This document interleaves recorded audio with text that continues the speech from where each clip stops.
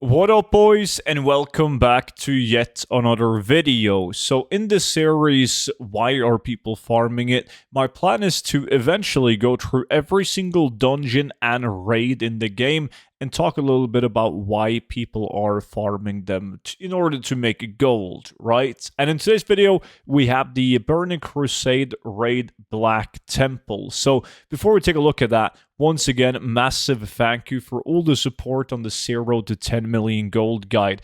This is a digital guide that you open up on your computer, and it features all the best tactics and methods that I personally use in order to make hundreds of millions of gold. Even better is the fact that it comes with a lifetime of free updates. So whenever there's a new patch like player housing or even a brand new expansion like Midnight, I update the exact same gold guide with the new best methods, and then I send that to your email completely for free. So you can grab that by clicking the link down below in the description. And don't forget to use the discount code STUDENT for 50% off. And if you're like many people that already have the gold guide, definitely worth checking out the VIP Discord. Once you join in, you can see all these videos before they go on YouTube, but you also get exclusive access in terms of gold tips, multiple spreadsheets for gold making, TSM groups and operations, and you can even see my investments that I'm doing for stuff such as player housing and Midnight and much, much more. But that will be linked down below together with the gold guide. So Black Temple, located, of course, in Shadowmoon Valley, Burning Crusade. Now, this raid has been farmed in a lot of different ways, or you've been farming it for in order to get like different types of items. Now, there was a time where everyone was farming Black Temple. I should say farm the trash mobs of Black Temple because they wanted to get the epic gems. Like they were absolutely popping off like crazy because people were using them to gem their tunes for like twinks, and also more importantly for mage tower challenges. So they were fetching like stupid amount of gold just running Black Temple. Also Sunwell by all means, but in order to get the epic gems.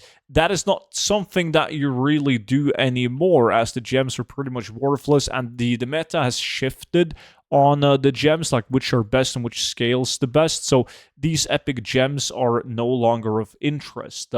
Now, you still make good steady gold running Black Temple because you're killing all of these water elementals, and that's like the main gold maker of running these a few trash mobs before the bosses is because you want to get the motes of water, which turns into primal water. So that's where the steady gold is going to come from.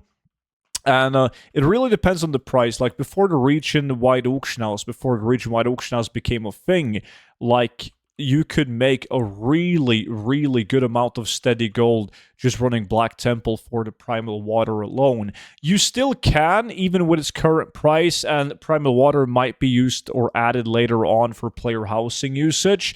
But in order to do that now, with the price going down due to a region-wide auction house, you need to have multiple tunes. Because what I mean by that is you run it on one tune, takes you like 15-20 minutes to do the route that I just did right here, and then run back out again.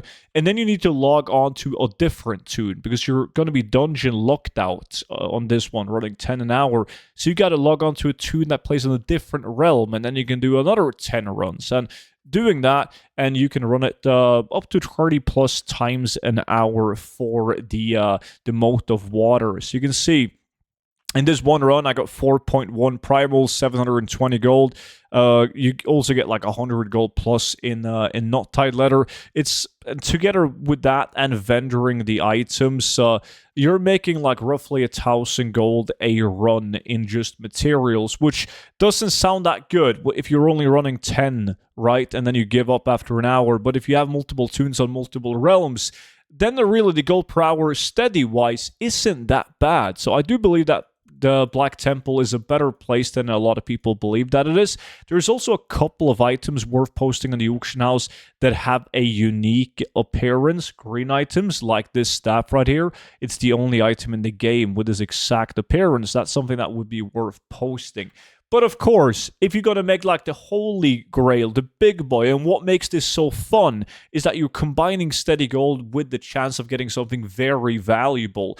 And we're of course talking about epic items, both patterns and plans that are like world drops in TBC, where you can get items such as the Corium Champion or the Felstay Longblade plan, and many, many more. But you can also get world drop epic items, and there's many of them in TBC. Like you have a Blade of Wizardry, Staff of Natural Fury, there's epic two-handed axes, and there's a lot of cool loot, epics.